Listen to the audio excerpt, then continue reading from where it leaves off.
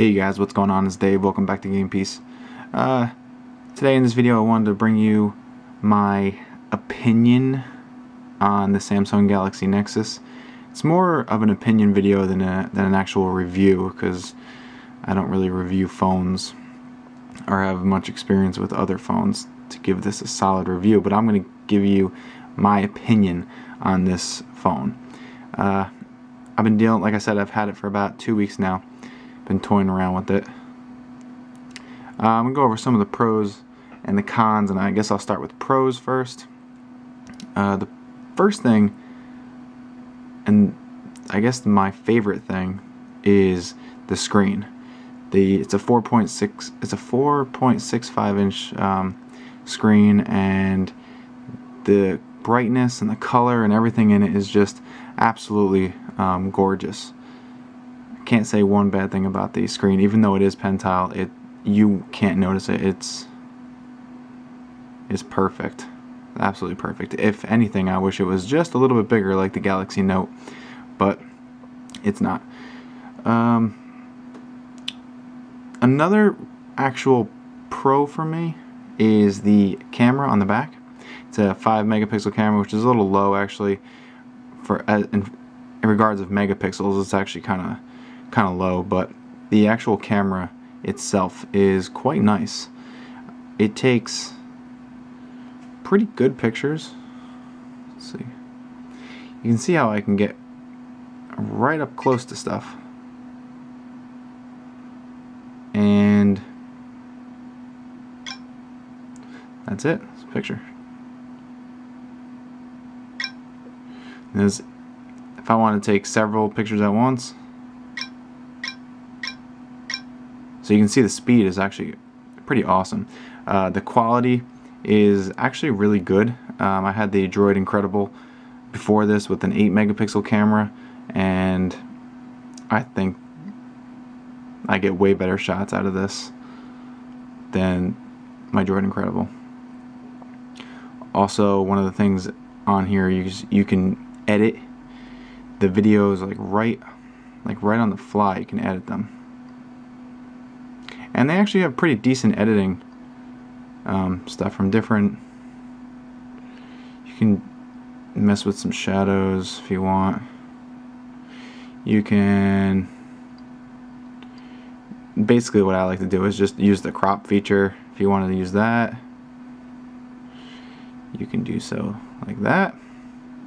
I don't know, it's got some pretty cool effects on it.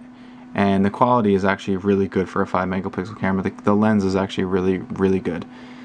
The video camera, also the camera takes panoramic shots, and those are pretty awesome as well. The video camera shoots in 1080p, which is also a plus for me, since my last phone did not do that. And the multitask icon is actually pretty awesome as well. You can just switch from the calendar right back to camera, and you can do that right on the fly, which is actually, oh, sorry about the glare, it's actually really nice. So doing that kind of stuff is actually really nice, and if you don't want it anymore, you just simply flick it off.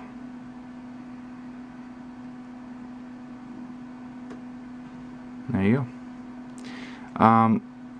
Some of the cons on this phone are the power button being on the side over here, up here, across the street from the rocker. Now, every time you want to turn the phone on, a lot of times you push both buttons at once. I wish the power button was more up, maybe on top of the phone. I don't really like how it's almost on the same side as these phones, on the same side of the phone. The speakerphone in this phone is actually garbage. I don't use Bluetooth, so I will put people on speakerphone, and then I'll put them like in the car holder, or like in the cup holder, or in the door, and I can't understand a word that they're saying half the time. I know on the Droid Incredible, I think it was Engadget who reviewed the Droid Incredible and said it had one of the best speakerphones out there on a phone. This phone definitely does not have the best speakerphone. It sucks. The reception also on this phone sucks. They've had some problems with it, and Verizon said that at first they said it was a problem, that they were going to fix it, and now they're saying that it's not actually a reception problem, it's just the icon is showing bad reception, but you're really not. I don't know if I really agree with that. I've had what I feel is bad reception on the phone.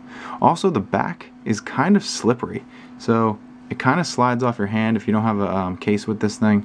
The back is definitely very slick, which is not good for me.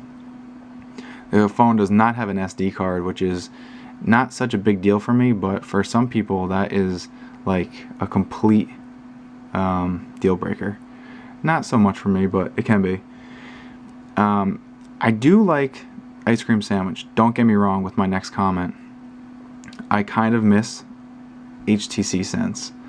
Only some things I miss about it. I miss the widgets. I miss how you hit the home screen twice. It zooms out and shows you all your home screens. This doesn't really have that. So there are some things, I guess. Maybe it's not HTC Sense in general that I miss. It's just some of the things that I miss from there. I'm not really impressed with the face unlock. Actually, I had my cousin try to do the face unlock, who looks kind of like me, but he actually got the phone to work. I guess it's a nice little novelty thing, and it was kind of a good party. It's a nice little party thing, but that's about it. I'm not really impressed with the custom or the actual the ice cream sandwich widgets. They're kind of just blah, to be honest with you. Once you see the HTC widgets, they're a lot better. A few of the ice cream sandwich features are there are actually no buttons down here anymore. These buttons down here are not actual physical buttons. They just appear, and they disappear as well when you put it into landscape or you're watching a video or something like that. They will actually go away to make the screen a little bigger for you, which is actually really awesome. It has 5 home screens, which is like, I mean, it's plenty for me, but I guess that's normal. It's alright. It's got face unlock, which like I said, I wasn't really impressed with. It's kind of a novelty thing, and no one, at least I'm not going to use it. The notification bar is actually really cool. Anywhere on the notification, like, it always has a little setting icon, so you can always jump into the settings. Let's see if I can get this thing to focus. So you can jump right into the settings anywhere, right from the notification bar, which is awesome. Definitely a nice improvement.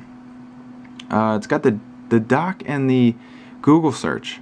Now, this thing you can customize pretty completely. Alright, so the Google search, you can't remove it. It's on every home screen and you can't remove it, which I guess isn't that big of a deal, but I guess it could be annoying to some people. But I actually use that almost instead of my browser button pretty much all the time. Also, the dock down here, which also stays on all home screens, you can completely customize. So if you don't want YouTube on there, you don't have to have it. You can just drag it off and put whatever you want down there. The only thing you can't take off is the actual apps menu button, which I guess would make sense. But that's a nice addition.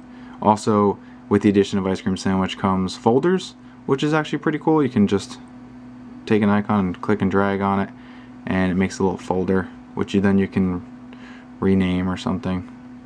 So, which I think is cool because they kind of merge the 2 logos together. And if you don't like it, then you just take it and drop the other one out. So it's definitely a nice little added touch. Also, the app, there's also a little icon up here for the app market, which is awesome. I mean, it's a nice little addition. The resizing of the widgets, I guess, is a new addition as well. It's kind of a crappy addition because all of the widgets on here suck. You can also take screenshots with the phone. It has improved copy and paste, talk to text, and the stock browser now has tabs on it. So those are some pretty cool things. There's a lot of things on here though that don't really impress me, or I don't actually use, or don't really care about. I did not get a chance to use the NFC Android Beam feature. Also, my phone in my area does not have LTE, so I was unable to really try out the LTE speeds. I do kind of like this little widget here, how you can kind of actually interact with it, which is actually pretty awesome, I guess. Doesn't take much to impress me. Also, I mentioned the speakerphone, this thing sucks. However, if you listen to the audio coming out the speakers, it's actually pretty decent. I don't know how this sounds to you guys, but I got my middle fingers raised, my flags on 4th of July. To all of the haters who down the frame from my divide. Where was your alibi, and where were you on the day that I needed some motivation and someone willing to say that you could do it, Dre? Unlocking the potential of sexual along a journey inside of your inner mental. Utilizing the pencil and pen together, man. Me bugging, believing such pessimism's a drag. Like Halle Berry's Medea smoking on some. So yeah, like I said, I don't really know how that sounds to you guys, but it actually sounds pretty awesome. The quality's there, and of course that music content was awesome. So that's pretty much it. Overall, I'm not too impressed with the phone though. I think it's kind of slow. Like if you look at it, if you swipe fast, it swipes clean, but if you swipe slow, you can see it's kind of choppy, and I think that's kind of crap, to be honest with you. I was not impressed with the speed of this phone. I'm not impressed with the reception of the phone. I do think it's the best phone out there. I don't regret getting the phone at all.